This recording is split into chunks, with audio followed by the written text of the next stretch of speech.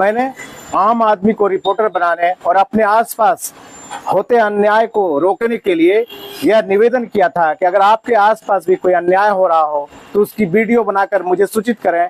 मैं आपकी आवाज़ को अपने प्लेटफॉर्म पर उठाऊंगा। इसी के तहत मेरे साथी पत्रकार लखीसराय से सुजीत जी ने कुछ वीडियो भेजी थी, उसे मैं यहाँ इस न्यूज में जोड़ रहा हूँ और पब्लिक रिपोर्टर के रूप में सुजीत कुमार जी को धन्यवाद करता हूँ। इन दिनों भारत में बुलेट ट्रेन की कवायद चल रही है। देश को विकसित कहा जाता है जहां टेक्नोलॉजी अच्छी से अच्छी हो, और नरेंद्र मोदी की सरकार में लगातार 10 साल से बुलेट ट्रेन लाने की कवायद चल रही है। इसी कवायद में एक और प्रयास किया गया कि सभी रेल के जनरल डब्बों को हटाकर वहां एसी डब्बे लगा दिए गए।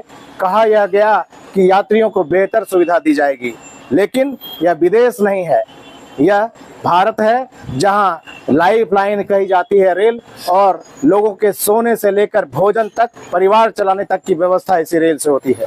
मैं रुपेश सिंह आप सबको एक बार प्रणाम और नमस्कार करता हूं। भारतीय रेल को बुलेट ट्रेन देने की कवायद में लगे रेल मंत्री नरेंद्र मोदी के अत्यंत चहेते हैं। कारण भी है क्योंकि वे बुलेट ट्रेन की परियोजना को अमली जामा पहना रहे हैं। लेकिन अभी भारत में 10 साल में प्रधानमंत्री नरेंद्र मोदी जी और अश्विनी वैष्णव के कार्यकाल में भारतीय रेल के यात्रियों को जहां एसी डब्बे में सफर कराने का प्रयास तो शुरू हो गया, लेकिन प्लेटफॉर्म पर ट्रेन का इंतजार करते हुए उन्हें गर्मी, धूप और पानी से बचने के लिए एक शेड तक मुहैया नहीं कराया जा सका है।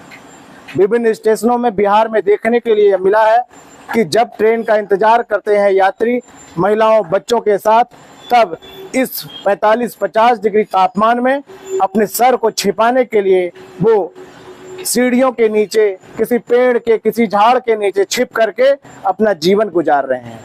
लेकिन तय किया गया है कि देश को विकसित दिखाना है, तो विकसित दिखाने के लिए एसी में सफर करने वाले वो यात्री, उनके लिए यात्री शेड, उनके लिए एसी वेटिंग रूम, उनके लिए एसी प्लेटफॉर्म की व्यवस्था भी तो की जानी चाहिए।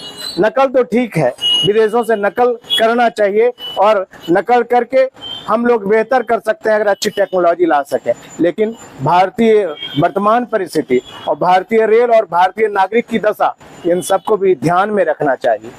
भारत के रेल में अगर हम यात्रियों को पर्याप्त जरूरी सुविधा भी नहीं दे पाए और इसी तरह जनरल डब्बों को हटाने से उसमें भेड़ बकरियों की तरह यात्री अगर ठूसे गए, तो एसी डब्बे से निकलकर प्लेटफॉर्म और उनकी सीढ़ियों पर चढ़कर उतरने में शायद यात्रियों की जान न निकल जाए। कहा तो गया था कि दिव्यांगों के लिए रैंप बनाए गए, लेकिन बिहार के अधिकांश स्टेशनों पर घूमने के बाद आपको रैंप और स्वचालित सीढ़ी नहीं मिलेगी। अगर रैंप नहीं है तो आप अंदाजा करिए कि अगर कोई दिव्यांग आपके साथ सफर कर रहा है तो आखिर आप कैसे उसे व्हील चेयर पर सीढ़ी के इस पार से उस पार प्लेटफॉर्म पर पहुंचाएंगे। और हद तो यह है कि वर्तमान रेल मंत्री के कार्यकाल में गाड़ी लगने के बाद अनाउंस करके प्लेटफॉर्म बदल दिया जाएगा, तब उस खड़ी सीढ़ी पर बिना रैंप के आप वृद्ध, लाचार, पैर से लाचार और दिव्यांग लोगों को लेकर के कैसे ट्रेन में सफर करेंगे। अगर जरूरी सुविधा नहीं दी गई और बुलेट ट्रेन की कवायद की जाती है, तो ऐसे में भारत का यह नागरिक लाइफलाइन कही जाने वाली रेल को अपने हाथ से निकलता देखकर कहीं सरकार की लाइफलाइन न खींच ले। धन्यवाद।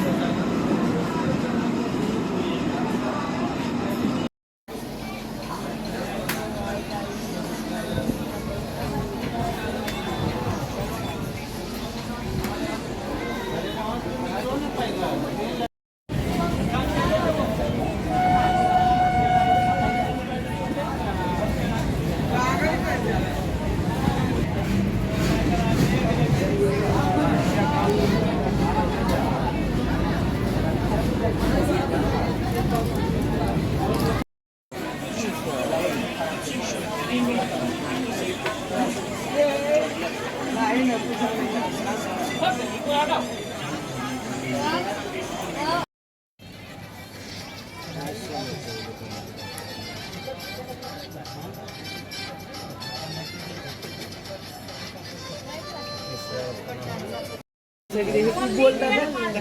नाही समजली तू.